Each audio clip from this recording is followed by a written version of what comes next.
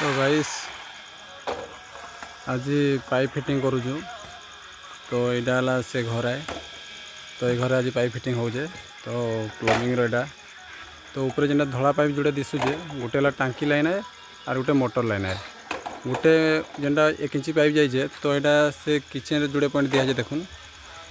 तो ये जोड़े पॉइंट दिखाई गोटे है मोटर लाइन भी दिखाई किचन के और गोटे टांकी पॉइंट भी दिखाई।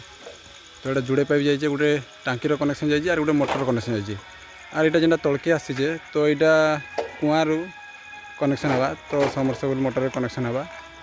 तो यहाँ छड़ा है और यहाँ जेनटा जोड़े पाइप आसीजे तो गोटे है लैट्रिन लाइन रहे और गोटे है बाथरूम पानी आसवा प्लस वाशिंग मशीन पानी और किचन पानी जेनटा आउटलेट आसवा।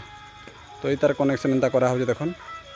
तो यहाँ फिटिंग करा हो तो ये फिलहाल इछन का छड़ा है तो ये तार सेफ्टी टैंक जाइना है जो छोटिया लैट्रिन नहीं दिशुचे तो हेनु अच्छे हेनु कनेक्शन हवा है। यहाँ से कुआँ है तो ये कुआँ से मोटर लगी तो ये मोटर कनेक्शन ये तार संगे जुड़ा हवा। यहाँ देखो एंता अच्छे ये बिल्डिंग रे एंता पाइपलाइन फिटिंग करा है।